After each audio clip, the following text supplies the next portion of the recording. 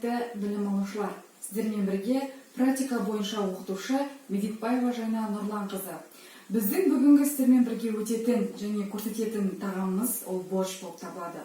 Жалпы борщ қандай тағам, ол қандай классификацияға жатады, біз соны бірінші анықтап алайық. Бұл борщ көжелердің құрамына кіреді. Жалпы көже дегеніміз не? Көже дегеніміз ол түскі аста салқын тағамдар мен басқадан кейінгі берілетін бірінші тағамдар. Яғни борщтың бірінші тағамдар. Оның құрамына неше түрлі дәрумендер, органикалық заттар, минералды тұздарға өте бай. Ол бізде адамдардың тәбетін аштырады, тәбетін қоздырады. Бұл біздің организмімізге өте керекті және өте пайдалы тағамдар болып табылады. Жалпы көжелер өзінің классификациясы бойынша салқын көжелер және ыстық көжелер болып екіге бөлінеді. Бұл салқын көжелерге окрошка, квастан жасалған және салқын сырадан жасалған, салқын немесе суық сырадан жасалған көжелер кіреді. Ал ыстық көжелерге, яғни температурасы 75 градустан 80 градусқа дейінгі 75-80 градус болатын ыстық барлық көжелерді біз ыстық көжелерге жатқызамыз. Бұл ыстық көжелердің температурасы 75 градус пен 80 градус ұсыну температурасы, ал салқын көжелерде 14 градусқа дейінгі температура болу керек. Және 7 градустан кем емес. Жалпы көжелердің түрлері өте көп. Олардың құрамында солянка, рассольник, борщ, манпар, окрошка, неше түрлі борщтардың түрлері өте көп. Сүтті көже, тәтті көже, барлық көжелердің түрлері өте көп, бірақ біздің ішінде оның құрамында бүгін көрсететініміз біздің борщ. Борщ ол орыс ұлтының негізгі ұлттық тағамы болып табылады, бірақ та біз оны бүгін сіздермен бірге үй жағдайында жасап көрсететін боламыз. Борщпен негізі көбінесе борщпен шиді жалпы адамдар көп ажырата алмайды. Неге? Себебі борщты ши деп, шиді борщ деп ойлайды. Негізі ши мен борщтың айырмашылығы ол бір ғана ингредиентте, ол яғни қызылшада. Борщтың негізгі құрамдас бөлігі, яғни ол капуста және қырыққабат және қызанақ, қызылша болып табылады. Бізде бүгін борщқа керек ингредиенттер бізде қызылша, қырыққабат, сәбіз, картошка, жуа және аскөк. Біз бүгін борщты картоппен жасаймыз. Бізде 6 порцияға арналған бізде шығындар, яғни бізге 6 порцияға керекті. Бір қызылша, жарты сәбіз, 3 картошка, бір жуа және кішкентай ғана безендіруге аскөк керек. Ал қырыққабат бізде 200 грамм. Енді біз қалай кесу керек, яғни қалай турау керектігін көрсетеміз. Бірінші біз поджарка. Поджарка яғни тек қана паселейміз. Паселеу үшін біз тек қана жуамен сәбізді кішкентай ұсақ текше қылып турап, біз поджарка яғни 5 минут қуырып аламыз, жай майда. Біз бірінші жуаны жартылай сақина қылып, өте тураймыз. Бұл бізде поджаркаға керек.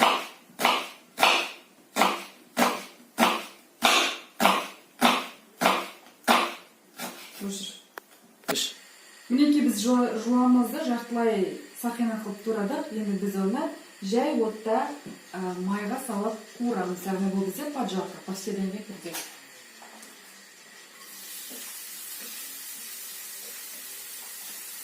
Біз жуаны 5 минуттай қуырып аламыз. Яғни біз оны араластырамыз.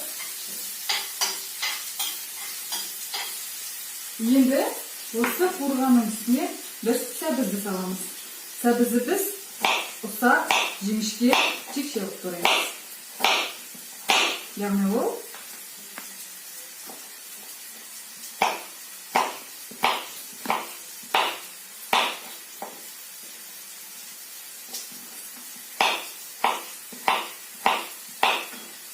осылай түрде туралады.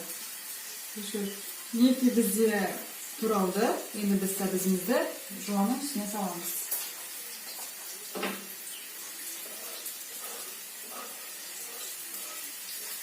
Араластырамыз.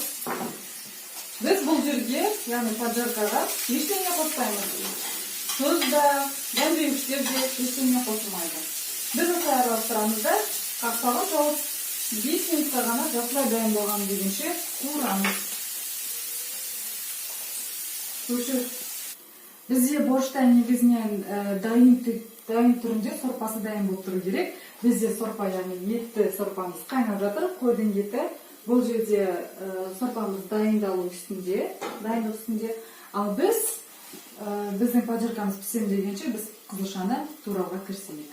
Біз қызылшаны да бұл жерде борщтың құрамындағы ингредиенттердің бәрі осы соломка түрінде кесіледі. Яғни соломка деген бұл жіңішке текше.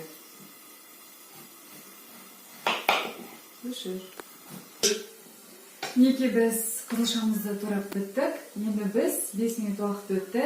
Жаңа пастерленген жуамыз бен сәбізімізді біз дайын сорпаға саламыз.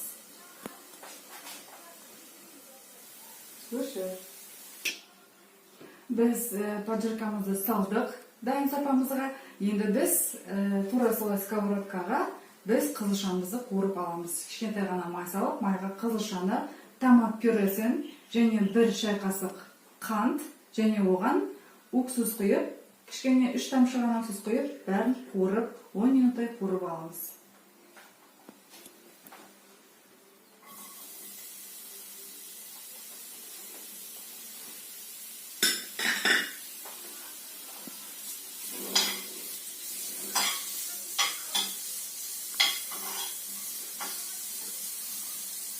Осы араластырып, бетін жауып, 10 минуттай қуырып аламыз. Ал енді біз өзіміздің сорпамызға картопты саламыз. Картопты үлестеп тураймыз. Негізінен картопты өз қалаларыңызша турауға болады, бірақ үлестеп, борщқа үлестеп тураймыз. Ал енді біз картопымызды сорпамызға саламыз. Ашамыз, бізде жаңағы пастерленген сәбізімізді жуамыз. Пісіп жатыр, біз енді оған картошканы саламыз.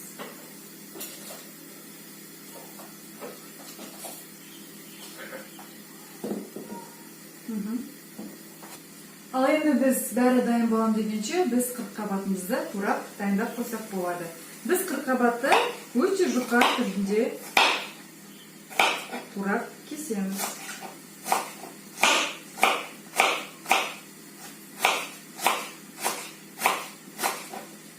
Яғни осылай түрде турап кесеміз бәрін. Неге біз қырыққабатымызды турап болдық, біз қызылшамыз қуырылып жатыр. Қызылшамызға біз 1 шай қасық қант және 3 тамшы уксус қостық. Енді бізді қуырылып жатыр. Біз қызылшаны қырыққабат дайын болам дегенше, яғни сорпаның дайын болам дегенше 10 минут қалған кезінде біз дайын болған қызылшаны қосамыз. Бізде 10 минут уақыт өтті, қызылшамыз пісейін деп қалды. Біз сол үшін қырыққабатымызды сорпаға саламыз. Картошкамыз пісіп жатыр.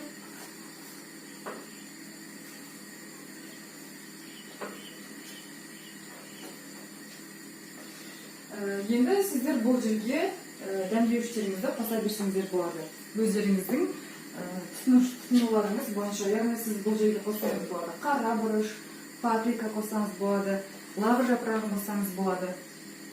Және қызылшаға томат пюресін, 1 ас қасық томат пюресін қосып қуырамыз. Бәрі дайын, пісті. Енді біз осыған қызылшамызды қосып 10 минут бір пісіріп қайнатып аламыз. Одан кейін біздің борщымыз дайын болады. Жоқ, десең. Біздің борщымыз пісті, 10 минут уақыт өтті. Енді біз оны салып, ұсынамыз.